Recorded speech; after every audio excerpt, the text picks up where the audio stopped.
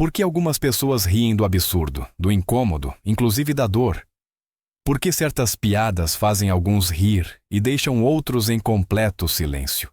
É apenas humor? Ou um sinal de como sua mente realmente funciona? Por trás de cada risada, há um mecanismo psicológico oculto.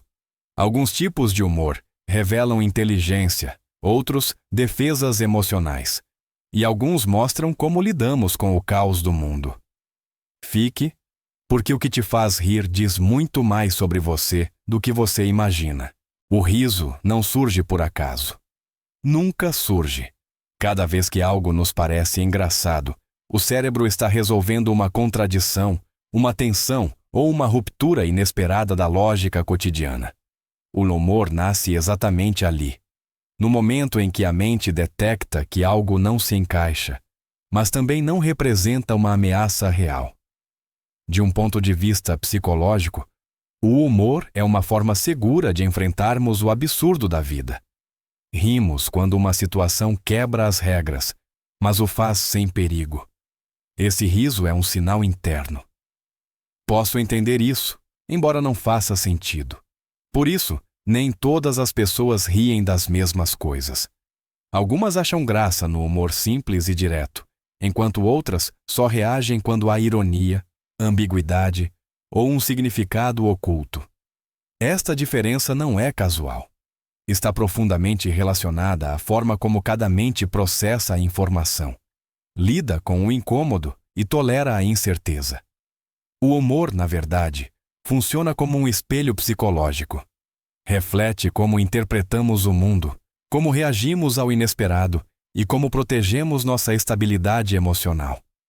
Em situações difíceis, o riso pode se tornar uma ferramenta de sobrevivência mental, uma maneira de recuperar o controle quando a realidade parece caótica demais.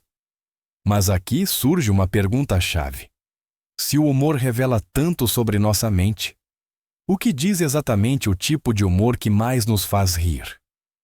Para entendê-lo, é necessário ir mais fundo e analisar como diferentes estilos de humor ativam processos psicológicos muito diferentes. Nem todo riso nasce da alegria. Em muitos casos, rir é uma forma de se proteger. Pela psicologia, o humor funciona frequentemente como um mecanismo de defesa. Uma barreira emocional que suaviza aquilo que é incômodo, doloroso ou difícil de aceitar. Quando uma pessoa utiliza o humor para falar de temas sensíveis, sua mente está criando distância emocional. O riso reduz a intensidade do impacto psicológico e permite abordar situações complexas sem se sentir completamente exposta. Não é uma fuga, mas uma estratégia de adaptação. Este tipo de humor aparece com frequência em pessoas que vivenciaram tensão emocional prolongada. Ao brincar sobre suas próprias dificuldades, transformam a vulnerabilidade em algo manejável.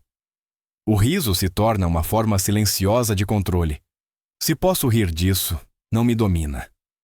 No entanto, nem todos os estilos de humor defensivo são iguais. Alguns são suaves e empáticos, enquanto outros podem ser irônicos, sarcásticos ou até sombrios. A diferença está no nível de processamento emocional. Quanto mais elaborado é o humor, maior costuma ser a capacidade da mente de observar a realidade sob múltiplas perspectivas ao mesmo tempo. Aqui surge outro ponto importante. O humor não apenas protege, também revela quais emoções estamos evitando enfrentar diretamente. Quando alguém ri constantemente diante de situações sérias, a pergunta não é por que ri, mas o que está tentando amortecer. O riso, nesse contexto, atua como um filtro psicológico que nos permite seguir em frente sem colapsar. Mas se o humor pode ser uma defesa, o que acontece quando se torna uma forma de análise profunda da realidade? Isso nos leva ao próximo nível. Existe uma diferença clara entre fazer piadas e compreender o humor. O primeiro pode ser impulsivo. O segundo requer percepção, análise e uma leitura refinada do ambiente. Pela psicologia cognitiva, o humor complexo está estreitamente ligado à inteligência abstrata. Para que uma piada funcione, o cérebro deve identificar padrões, quebrar expectativas e conectar ideias que aparentemente não estão relacionadas. Tudo isso ocorre em frações de segundo. Por isso, as pessoas que utilizam um humor mais sutil costumam possuir uma alta capacidade de observação. Percebem contradições que outros ignoram, detectam incoerências sociais, tensões emocionais e duplos sentidos escondidos em conversas cotidianas. Este tipo de humor não busca apenas provocar o riso. Muitas vezes tenta apontar algo mais profundo, uma verdade incômoda, um paradoxo humano ou uma hipocrisia coletiva. O riso aparece como consequência, não como objetivo principal. Além disso, o humor inteligente exige autocontrole emocional. Para brincar sobre situações complexas sem perder a clareza, a mente deve manter uma certa distância interna. Essa distância permite pensar enquanto outros apenas reagem. Aqui aparece um ponto-chave.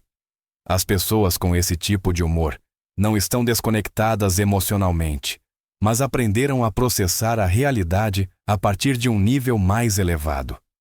Seu riso não nega a seriedade do mundo. Ele a traduz. E precisamente por isso, nem todos se sentem confortáveis com esse estilo de humor, porque ele obriga a pensar. Mas, o que acontece quando este tipo de humor começa a afetar a forma como uma pessoa se relaciona com os outros? Aí é onde surgem as verdadeiras consequências. À medida que este tipo de humor se torna parte natural da personalidade, algo começa a mudar na forma de se relacionar com os outros. Não de maneira visível, não de forma imediata, mas constante. As pessoas com um pensamento mais profundo costumam vivenciar uma lacuna social silenciosa. Não porque se considerem superiores, mas porque processam a realidade em uma velocidade e por um ângulo diferentes. Enquanto muitos buscam conversas leves, elas percebem camadas ocultas, contradições e nuances emocionais que nem sempre conseguem expressar sem causar desconforto. O humor, neste ponto, torna-se um filtro. Serve para medir quem compreende e quem não. Quando uma piada passa despercebida, não gera riso, mas silêncio. E esse silêncio, repetido muitas vezes, acaba marcando distância. Não é uma rejeição explícita, mas uma desconexão gradual. De fora, estas pessoas podem parecer reservadas ou até distantes. Na verdade, estão protegendo sua forma de ver o mundo. Aprenderam que nem todas as mentes estão dispostas a questionar, refletir ou rir de verdades incômodas. Aqui aparece um paradoxo importante. Quanto maior a profundidade mental, mais difícil se torna a conexão superficial. Isso não significa isolamento total. Significa seleção. As conversas tornam-se mais raras, mas também mais significativas. O círculo social se reduz, mas a qualidade emocional aumenta. No entanto, essa seleção tem um custo. A sensação de não se encaixar completamente na maioria dos ambientes pode gerar solidão interna, mesmo quando se está cercado de gente. E então surge uma pergunta inevitável. O humor inteligente é uma força social ou um fardo emocional? A resposta começa a se revelar no próximo nível. Com o tempo, o humor deixa de ser apenas uma forma de expressão intelectual e se transforma em um escudo. Não um escudo visível, mas um psicológico. Muitas pessoas com uma mente analítica profunda utilizam o humor para lidar com emoções que nem sempre sabem, ou querem, expressar diretamente. A ironia, o sarcasmo ou a observação aguda tornam-se uma via segura para liberar a tensão interna sem se expor demais. Rir de uma situação difícil é, em muitos casos, uma forma de controle. Quem entende a complexidade da vida também entende sua fragilidade.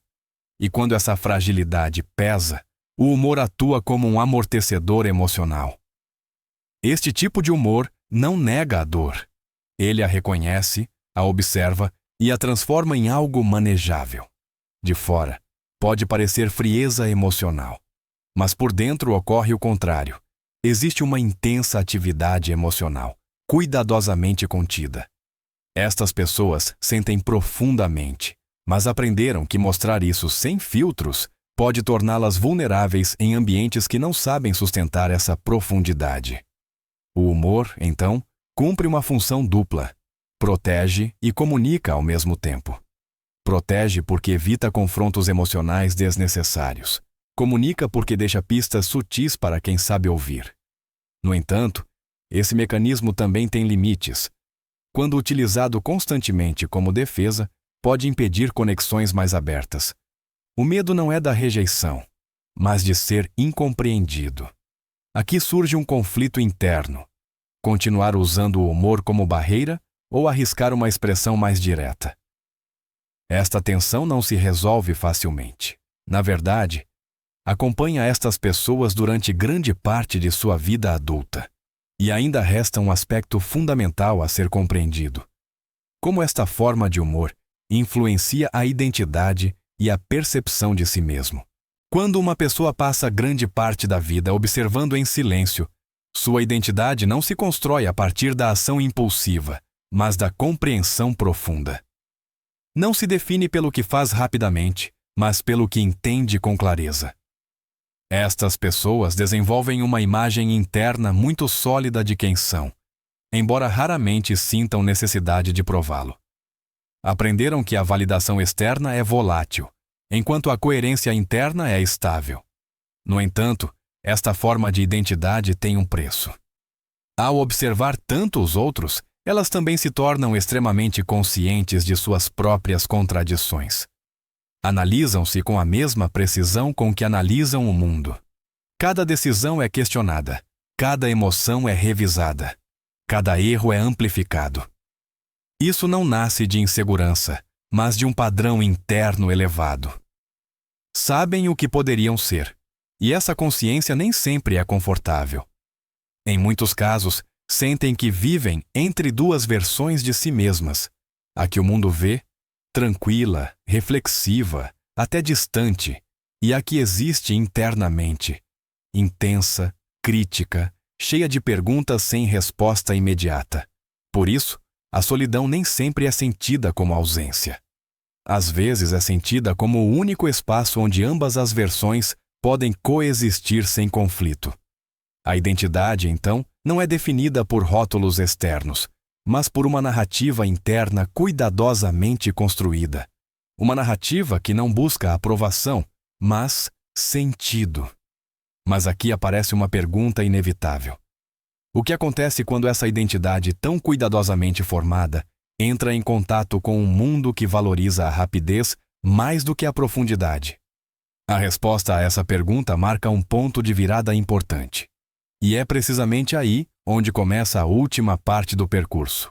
O problema não é que estas pessoas não saibam conviver com o mundo.